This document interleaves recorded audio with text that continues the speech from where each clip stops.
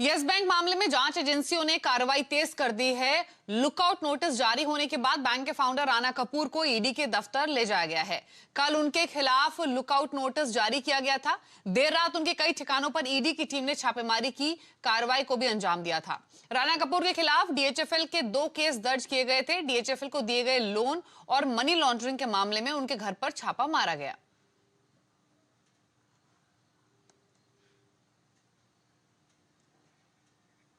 और yes bank को बचाने और ग्राहकों का भरोसा कायम रखने के लिए आरबीआई बड़ा कदम उठा सकता है। हमारे सहयोगी वेबसाइट moneycontrol.com के मुताबिक यस बैंक को आरबीआई अर्जेंट फाइनेंशियल सपोर्ट के तौर पर 8 से 10 हजार करोड़ रुपए दे सकता है। सूत्रों के मुताबिक यस बैंक में नकदी का संकट दूर करने के आरबीआई सेक्शन 17 के तहत यह रकम कर्ज के रूप में दे सकती है। इस रकम पर ब्याज मौजूदा दर से कम वसूला जा सकता है, जिससे बैंक पर भार न आए।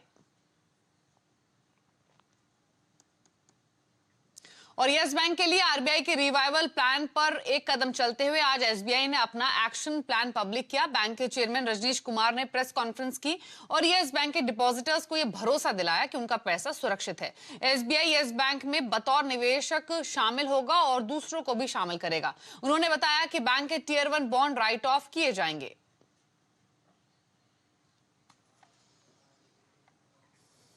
और हमारे सहयोगी यतिन मोता के सवाल पर एसबीआई चेयरमैन रजनीश कुमार ने कहा, यस बैंक के लिए प्लान मिल चुका है। शुरुआत में 2450 करोड़ का यस बैंक में निवेश होगा। बुक्स का अभी काफी सारा रेगुलेटरी स्कैनिंग शुरू है और आप एक तरीके का इन्वेस्टमेंट करेंगे, ये आरबीआई के डॉक्यूमेंट्स के माध्यम से हमको पता चला। तो अभी हमको ये नहीं पता कि बैंक को कितना कैपिटल चाहिए। तो आपको क्या लगता है, ये जो 2450 करोड़ का बेस अमाउंट है, उसके अलावा भी बैंक को मेरे हिसाब से कैपिटल की जरूरत होगी।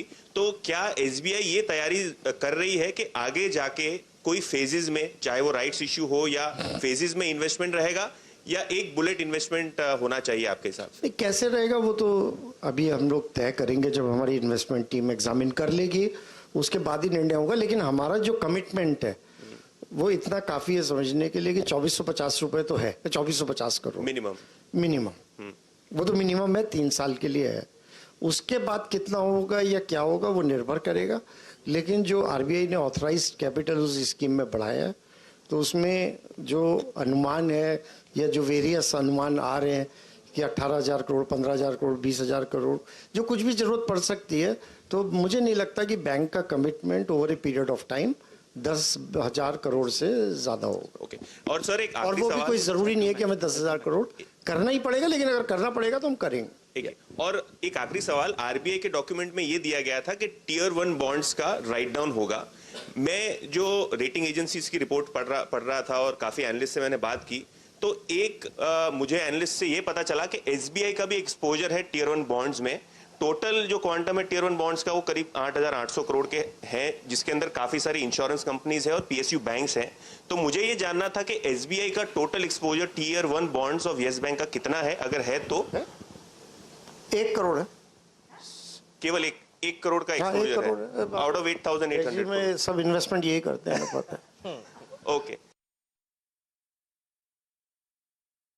देखिए, चेयरमैन रजनीश कुमार की प्रेस कॉन्फ्रेंस में मौजूद थे हमारे संवाददाता यतिन मोता। और यतिन हमारे साथ बने हुए हैं। यतिन, बताइए आज की प्रेस कॉन्फ्रेंस का मकसद क्या था और जो बातचीत रिपोर्टर्स के साथ हुई रजनीश कुमार की, उसके बाद क्या की टेकअवेज निकले? देखिए, एसबीआई की जो प्रेस कॉन्फ्रेंस है उसमें से 3 बहुत ही अहम मुद्दे बाहर आए हैं। सबसे पहली बात, और एसबीआई चेयरमैन ने अश्योरेंस दिया है कि येस बैंक के अंदर आपकी जो डिपॉजिट्स हो, आपकी जो पूंजी हो, वो पूरी तरीके से सुरक्षित है, सेफ है, तो पैनिक करने की कोई ज़रूरत नहीं है। कल भी हमने देखा, जो वित्त मंत्री से स्टेटमेंट आया और आरबीआई से स्टेटमेंट आया, उन्होंने ये कहा है कि डिपॉजिटर्स को अभी पैनिक करने की ज़रूरत नहीं है। लिमिट्स लगाई गई हैं, लेकिन बहुत जल्दी वहाँ रिविजन होने के आसार हैं। सबसे दूसरी इंपॉर्टेंट बात यह है कि जो एडमिनिस्ट्रेटर अपॉइंट हुआ है वो 30 दिन की अवधि के लिए अपॉइंट हुआ है, और ये अवधि तक जो लिमिट डिपॉजिट्स की विड्रॉल पे दी गई है वो है 50,000 रुपये। और आगे चलते एसबीआई चेयरमैन का ये कहना था, जैसे ही निवेश आता है, जैसे ही पूंजी आती है, आरबीआई की स्पेशल विंडो से फंड्स आते हैं, वैसे ही ये लिमिट्स बढ़नी शुरू हो जाएंगी और आप ज़्यादा से ज़्यादा पैसे येस बैंक से निकाल पाएंगे। तीसरी सबसे अहम बात जो एसबीआई चेयरमैन ने कही निवेश के बारे में, उन्होंने ये कहा कि 2450 करोड़ रुपए का मिनिमम इन्वेस्टमेंट जो है वो एसबीआई ला सकता है। ये इन्वेस्टमेंट जैसे ही और ज़रूरत पड़ेगा फ्यूचर में तो 10,000 करोड़ तक एसबीआई को ये लिमिट और प्रावधान दिया गया है एसबीआई की ड्राफ्ट स्कीम से कि ये 10,000 करोड़ तक का निवेश कर सकते हैं। लेकिन हाल फिलहाल जो एसबीआई चेयरमैन की बॉडी लैंग्वेज से समझ रहा था 2450 करोड़ रुपए का मिनिमम कमिटमेंट होगा और दूसरे निवेशक हैं चाहे वो एलआईसी हो या दूसरी प्राइवेट बैंक्स हो, वो जो है आरबीआई के साथ चर्चा करने के बाद ही ये डिसीजन ले पाएंगे कि निवेश किस तरीके से आगे बढ़ेगा। तो मेरे हिसाब से एसबीआई चेयरमैन ने दो बातें बहुत साफ कर दी हैं। निवेश एसबीआई की तरफ से होने वाला है 2450 करोड़ रुपए का मिनिमम साइड पे, और दूसरी बात डिपॉजिटर्स को कोई तरीके की चिंता करने की जरूरत नहीं है फॉर द टाइम बीइंग। शुक्रिया इतनी डिटेल्स बताने के लिए। और सरकार ने यस बैंक संकट के समाधान का रोड मैप पेश कर दिया है। वित्त मंत्री ने खुद सामने आकर पूरा प्लान लोगों के सामने रखा और ये भरोसा दिया कि लोगों का पैसा पूरी तरीके से सुरक्षित है। Whilst our government is completely committed to ensure that the depositors' interest is completely safeguarded, equally, I want the RBI to ensure that due process of law is set to roll with a sense of urgency so that we should find out as to who led to this problem. और bankers भी yes bank में निवेश के इच्छुक दिख रहे हैं। उदय कोटक और एचडीएफसी के दीपक पारेख का कहना है कि आरबीआई की स्कीम को देखने के बाद वो इस पर फैसला लेंगे। There could be a preferential issue which the Reserve Bank will ask State Bank or LIC or someone else to put in. Then there could be a rights issue where some of us may be asked to participate or have a look at it. So the bank needs capital, and bank needs capital ASAP. And the bank will get capital, be it rights, be it preferential, mainly from State Bank. And if State Bank wants to invite some other people to join in, I'm sure people will cooperate because it impacts our financial system. Yes Bank is the fourth largest private sector bank and we have to protect it. That depends on what the scheme of restructuring is and what are the terms on which that draft scheme is, and including what is in it for equity shareholders, what is the plan of the RBI and the potential buyer stroke investor. So you have to wait for that before you can take that call. और आगे बढ़ेंगे, अब यहां से रुक करेंगे corona virus से जुड़ी अपडेट्स का।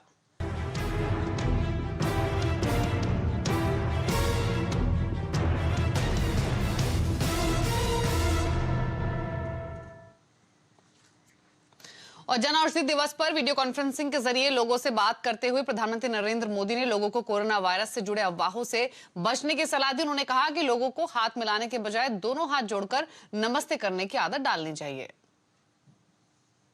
मैं समझता हूं इसमें आपकी और हमारी, हम सबकी सतर्कता बहुत महत्वपूर्ण है। हमारे पास कुशल डॉक्टर और मेडिकल स्टाफ भी है, संसाधन भी है और जागरूक आप जैसे अनेक नागरिक भी। हमें बस अपनी सावधानियों में कोई कमी नहीं आने देनी चाहिए। और पंजाब के अमृतसर में 2 नए मामले सामने आने के बाद भारत में कोरोना वायरस के 33 मामले हो गए हैं। अमृतसर के दोनों शख्स इटली से लौटे थे।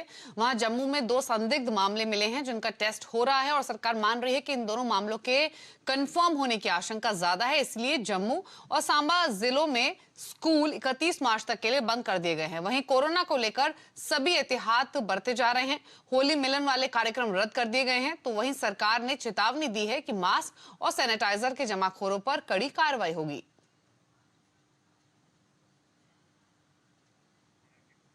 और दिल्ली एनसीआर में कोरोना के खिलाफ जंग को नोएडा, ग्रेटर नोएडा और गाजियाबाद की सोसाइटीज ने गंभीरता से लिया है। रेजिडेंट वेलफेयर एसोसिएशन और अपार्टमेंट फेडरेशन ने अपने स्तर पर जागरूकता और सावधानी के कदम उठाने शुरू कर दिए हैं। देखिए दीपाली नंदा की स्पेशल ग्राउंड रिपोर्ट।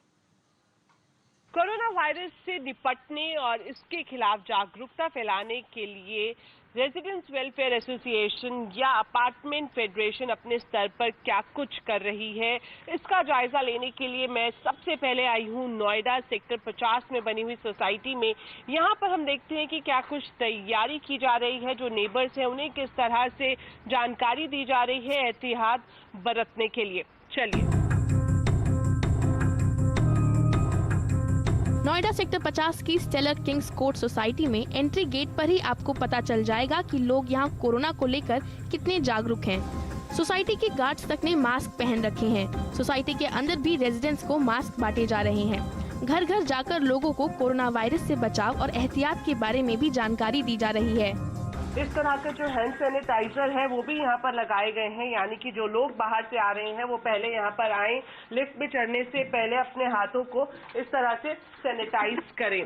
और जब आप एक बार लिफ्ट पे आ जाएंगे तो देखेंगे कि यहाँ पर भी एक और हैंड सैनिटाइजर की मशीन लगाई गई है, यानी कि अगर किसी वजह से आप बाहर नहीं अपने हाथों को सैनिटाइज कर पाते हैं, लिफ्ट के अंदर आकर यहाँ पर भी आप सैनिटाइज कर सकते हैं।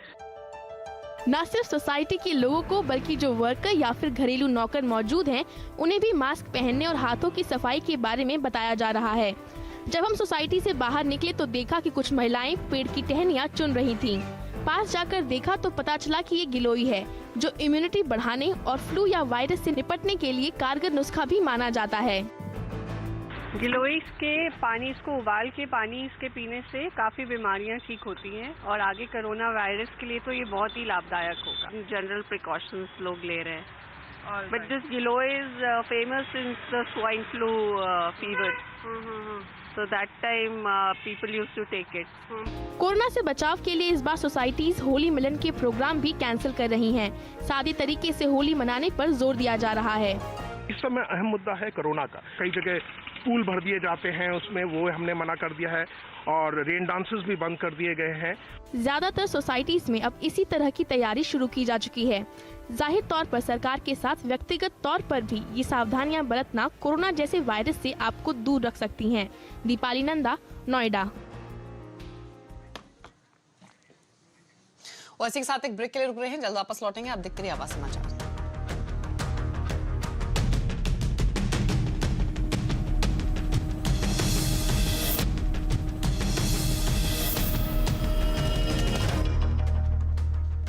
आप देख रहे हैं आवाज समाचार। और मोबाइल फोन और रेडीमेड गारमेंट्स और महंगे हो सकते हैं। सरकार ऐसे कई आइटम्स के जीएसटी दरों के स्ट्रक्चर में बदलाव कर सकती है। इस खबर पर और ज्यादा बातचीत के लिए हमारे सहयोगी आलोक प्रियदर्शी मौजूद है। आलोक, बताइए क्या डिटेल्स है आपके पास और किन किन आइटम्स पर जीएसटी दर बढ़ने की पॉसिबिलिटी है? आने वाले दिनों में मोबाइल फोन्स और रेडीमेड गारमेंट्स महंगे हो सकते हैं, क्योंकि ऐसे करीब 1 दर्जन आइटम्स हैं जिनके कंपोनेंट या रॉ मटेरियल पर जीएसटी दर तो ज़्यादा है, लेकिन फिनिश्ड प्रोडक्ट पर जीएसटी दर कम है। इसकी वजह से सरकार को इन्वर्टेड ड्यूटी स्ट्रक्चर का खामियाजा भुगतना पड़ता है। नतीजतन सरकार को करीब सालाना 25,000 करोड़ रुपया आईटीसी के मद में रिफंड देना पड़ता है। अब सरकार इस एनोमली को दूर करना चाहती है और आने वाली 14 तारीख को जो जीएसटी की काउंसिल की बैठक होने वाली है, उसमें इन सभी दरों को ठीक किया जाएगा। इसका मतलब ये होगा कि कुछ आइटम्स पर जीएसटी दर बढ़ सकते हैं, साथ ही साथ जो रॉ मटेरियल और कंपोनेंट्स हैं उस पर जीएसटी की दरों को घटाया जा सकता है। इससे फायदा होगा कि सरकार को जो 25,000 करोड़ रुपया सालाना आईटीसी के तहत देना पड़ता है वो बच जाएगा। इससे सरकार की एक तरह से स्थिति सुधरेगी, रेवेन्यू बढ़ेगा। साथ ही साथ ऐसे करीब 1 दर्जन और आइटम है जिसमें इंक, फर्टिलाइजर, इन्वर्टर, तमाम ऐसे आइटम्स हैं जिनमें इस तरह की दिक्कतें आती हैं। तो अब आने वाले दिनों में सरकार अगर ये ठीक कर देती है तो सरकार को रेवेन्यू भी बढ़ेगा और इस तरह की जो दिक्कतें आती हैं वो भी नहीं आएंगी। शुक्रिया आलोक की डिटेल्स बताने के लिए। तो कई आइटम्स हैं जिनकी जीएसटी दर 12% है, इससे बढ़ाकर 18% की होने की पॉसिबिलिटी है। लेकिन महाराष्ट्र सरकार के 100 दिन पूरे होने पर अयोध्या पहुंचे मुख्यमंत्री उद्धव ठाकरे ने राम मंदिर निर्माण के लिए 1 करोड़ रुपए देने का ऐलान किया है। साथ ही यूपी सरकार की तरफ से उन्हें गार्ड ऑफ ऑनर दिए जाने पर उन्होंने खुशी जाहिर की। उद्धव ठाकरे करीब 4 बजे रामलला के दर्शन करने जाएंगे।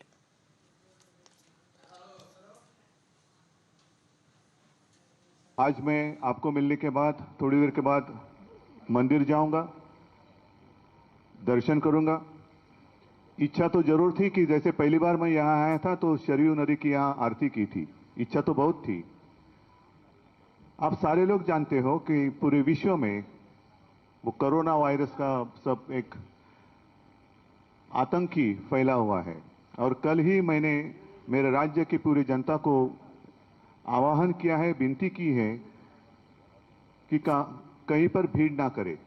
तो वैसे मैं नम्रतापूर्वक कहना चाहता हूं कि मैं सरकार की ओर से नहीं, लेकिन हमारी ओर से, हमारी ट्रस्ट की ओर से 1 करोड़ रुपए की राशि मैं मंदिर निर्माण के लिए आज घोषित कर रहा हूं। और बीपीसीएल में विनिवेश के लिए बोली लगाने की प्रक्रिया शुरू हो गई है। सरकार ने बीपीसीएल के लिए ईओआई जारी कर दिया है और आने वाली 2 मई तक ईओआई सबमिट किए जा सकते हैं। बीपीसीएल बिडिंग में हिस्सा लेने वाली कंपनी के पास कम से कम $10 बिलियन का नेटवर्थ की अनिवार्यता होगी। वहीं एक कंपनी के अलावा कंसोर्शियम भी बिडिंग प्रोसेस का हिस्सा हो सकता है। इसके लिए कंसोर्शियम के सदस्य के पास मिनिमम $1 बिलियन का नेटवर्थ होना चाहिए। साथ ही कंसोर्शियम में लीड मेंबर की हिस्सेदारी कम से कम 40% होनी चाहिए। कंसोर्शियम में 1 से ज्यादा लीड मेंबर नहीं हो सकते हैं। कंसोर्शियम के सदस्य किसी दूसरे कंसोर्शियम का हिस्सा नहीं हो सकते।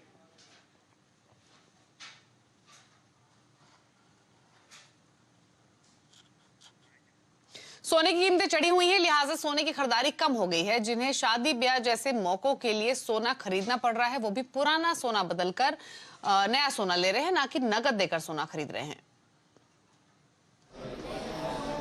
अहमदाबाद हो या फिर देश का कोई दूसरा शहर, इन दिनों ज्वेलरी के शोरूम्स का यही हाल है। सोने की कीमतें बढ़ने के बाद अब इन शोरूम्स में इक्का दुक्का ग्राहक ही दिखते हैं और इनमें भी ज़्यादातर शादी ब्याह की खरीदारी के लिए आते हैं और महंगा सोना खरीदने की जगह पुराना सोना बदलने में ज़्यादा दिलचस्पी रखते हैं। इन फ्यूचर आने वाले दिनों के लिए लोगों ने जो खरीदारी थोड़ी बहुत जो भी करते हैं उसमें ज़्यादातर सामने अपना पुराना गहना सोना ही एक्सचेंज करा रहे हैं, विच इज़ मोर देन 80%। मानो कि कोई 100 ग्राम लेने आया तो उसमें 80 ग्राम से ज़्यादा वो सोना ही एक्सचेंज कर रहे हैं, ताकि उनको ये नए रेट से, ये बढ़े हुए रेट से, लगभग अभी 44,000 के जितना रेट चल रहा है, तो उस रेट से लोगों को अभी नहीं लेना है। बेटी की शादी के लिए गहने खरीदने आई वर्षा बेन भी अपने पुराने गहने बेचकर नए गहने ले रही हैं। असल में सोने की कीमतों ने शादी ब्याह वाले परिवार का बजट बिगाड़ दिया है। बिल्कुल नए लेने में पैसा बहुत ज़्यादा लगता है। जो हमारे पास है पुराने ऐसे भी नहीं अच्छे लगते थे, नई डिज़ाइन चाहिए बच्चों को, तो ये देख के मैंने जब नया सोचा तो मुझे बहुत फ़ायदा हुआ। और उसमें क्या है कि एक तो बिल्कुल नई फैशन का मुझे मिलता है, तो बेटी भी खुश हो गई, उसकी शादी में उसको नया मिला। सोने की इस बड़ी कीमतों के बीच अपने ग्राहकों को आकर्षित करने के लिए कॉरपोरेट ज्वेलर हो या ऑर्गेनाइज बड़े प्लेयर्स हो, अपने मेकिंग चार्ज में 10 से लेकर 40% तक की डिस्काउंट ऑफर कर रहे हैं। लेकिन इनका ये भी कहना है कि बड़े डिस्काउंट के लालच में ग्राहक ऐसे अनऑर्गेनाइज प्लेयर के वहाँ न चले जाए जहाँ पर इनके साथ सोने की प्योरिटी को लेके कोई छेड़छाड़ हो। मनीष देसाई, अहमदाबाद। Volkswagen ने Tiguan all space SUV launch कर दी है और ये गाड़ी पहले से मौजूद टिगुआ का 7 सीटर वर्जन है, लेकिन टिगुआ ऑल स्पेस को MQB प्लेटफॉर्म पर बनाया गया है और इसी वजह से टिगुआ के मुकाबले इसका व्हील बेस 110 मिलीमीटर ज्यादा लंबा है। 4 राइड मोड के साथ सेफ्टी के लिए इसमें 7 एयरबैग, ABS और EBD हिल डिसेंट कंट्रोल जैसे फीचर्स मिलते हैं। Volkswagen टिगुआ ऑल स्पेस की कीमत 33,12,000 रुपए है और इसका सीधा मुकाबला फोर्ड एंडेवर और टोयोटा फॉर्च्यूनर जैसी गाड़ियों से है।